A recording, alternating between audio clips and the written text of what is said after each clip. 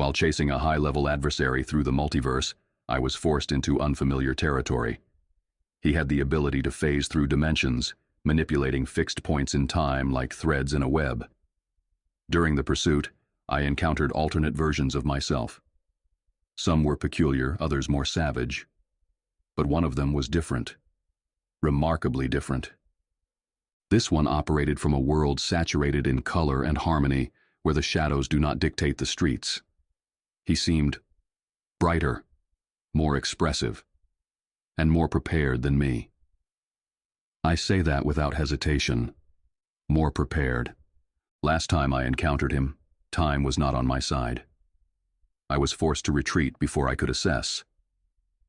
But now that the dust has settled, I can examine him with clarity. His methods, his equipment, his mindset. I must understand what makes him effective. I must study him, because what he offers may not only refine my tactics, but improve my overall vision. To that end, I have already begun adapting some of his tools. Chief among them, a version of his bat shark repellent. It may sound trivial, but in a world of unpredictable biological experiments and multiversal sea creatures, one can never be too careful. You never know when you'll need it. This version of me comes from a dimension far less gritty than my own. His Gotham is bright. Daylight does not diminish the urgency of justice. Crime is theatrical. Villains leave elaborate clues. Explosives have clear labels. Yet somehow, in spite of the theatrics, this Batman remains completely effective. Bruce Wayne, in that world, is a respected and admired figure.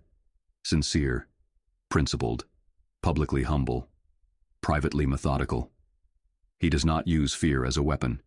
He uses decency as a deterrent. He believes in rehabilitation, in redemption, and people believe in him. He possesses no superhuman powers. Like me, he is the result of relentless discipline, mental conditioning, and years of preparation. His physical capabilities are at human peak. His endurance is substantial, but it is his intellect that defines him.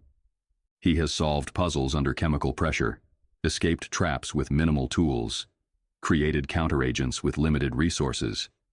At one point, he even reversed a spell by reciting a chemical name backward while under cognitive distortion. That level of mental control is rare. His utility belt holds a vast collection of highly specific tools. Beyond the obvious, smoke pellets, grappling devices, and explosives are less appreciated items. A universal antidote for most toxins. Miniature bat computers.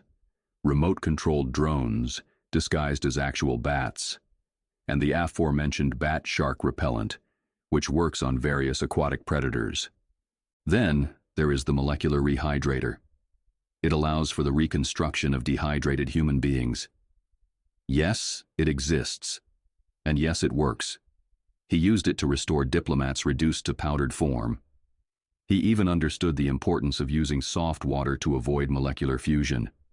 That detail alone proves his caution rivals mine. His Batmobile is equipped with jet propulsion, high-speed rotation functions, and real-time data analytics.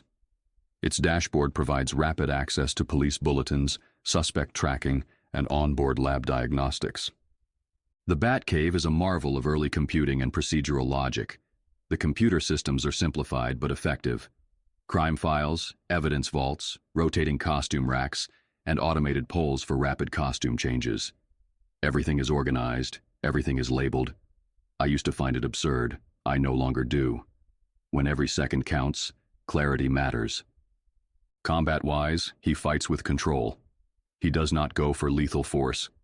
His techniques suggest formal martial arts training, combined with theatrical distraction.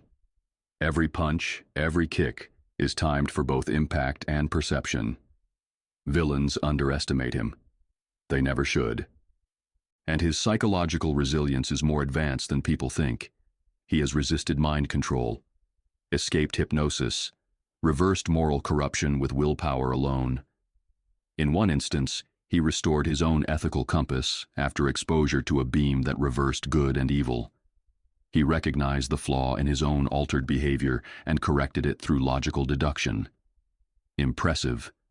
This Batman seems more flamboyant, more classic. He smiles, He delivers public service announcements. He encourages safety, literacy, and courtesy. In my world, that would be seen as vulnerability. In his world, it is strength. And he is loved, genuinely loved. So much so that in one timeline, they named a burger after him. A Bat Burger. I like that name. Bat Burger.